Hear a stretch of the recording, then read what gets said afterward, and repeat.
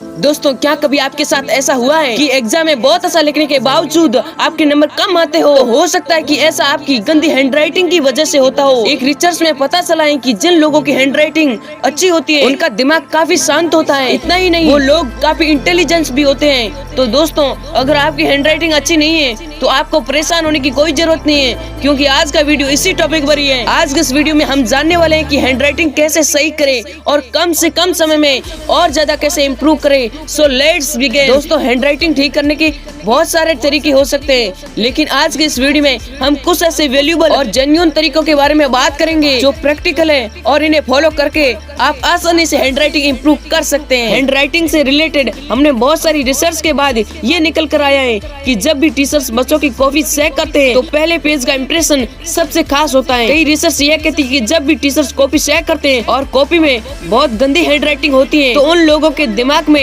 पहला विचार यही आता है कि जरूर स्टूडेंट को कुछ आता जाता नहीं है। वही अगर हैंडराइटिंग बहुत अच्छी होती है तो टीचर्स के दिमाग में पॉजिटिव इंप्रेशन पड़ता है और इसका सीधा बेनिफिट बच्चों को मिलता है, क्योंकि टीचर पॉजिटिव तरीके से कॉपी चेक करता है और छोटी मोटी गलतियों को इग्नोर कर देता है। इसलिए बच्चों के मार्क्स काफी अच्छे आते हैं। अगर दोस्तों आपकी हैंडराइटिंग अच्छी है तो आप तो लकी इंसान हो, और अगर आपकी हैंडराइटिंग बुरी है तो टेंशन किस बात की, हम है ना आपके साथ। टिप्स नंबर 1, लिखते टाइम बैठने के तरीके को सुधारना। क्योंकि अगर हम सही पोजीशन में बैठकर नहीं लिखते हैं तो इससे हमारे लिखने पर इफेक्ट पड़ता है और हमारी हैंडराइटिंग अच्छी नहीं बन पाती है। अगर हमारी बैठने की पोजीशन सही है तो हम अच्छी हैंडराइटिंग बना सकते हैं। इसलिए जब भी आप कुछ लिखे तो पूरा कंफर्टेबल होकर ही लिखे। हम लोग अक्सर देखते हैं कि कई लोग कॉपी को टेढ़ा करके लिखते हैं, ऐसे में उनकी हैंडराइटिंग भी टेढ़ी हो जाती है। और कई लोग तो ऐसे ही होते हैं जो टेबल के ऊपर सिर रख कर लिखते हैं। अब आप खुद बताइए, अगर कोई बंदा टेबल के ऊपर सिर रखकर गर्दन को झुका कर लिखेगा तो उसकी हैंडराइटिंग भला कहाँ तक अच्छी होगी। इसीलिए आपको ऐसी गलती नहीं करनी है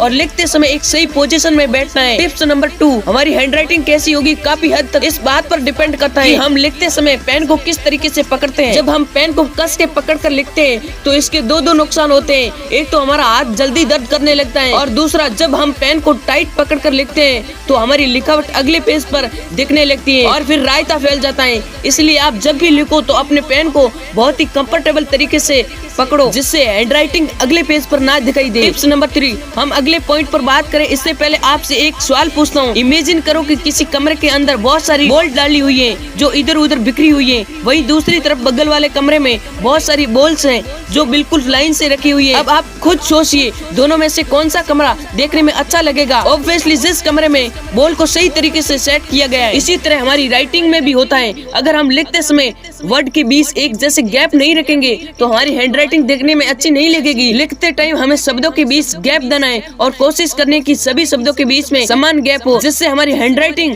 साफ और अट्रैक्टिव दिखाई देगी। दोस्तों, हमने इस वीडियो में अच्छी हैंडराइटिंग में आपकी मदद की है, तो इस वीडियो को लाइक करना, चैनल को सब्सक्राइब करना और दोस्तों के साथ शेयर जरूर करना। मिलते हैं किसी और नेक्स्ट वीडियो में, तब तक के लिए लव यू ऑल।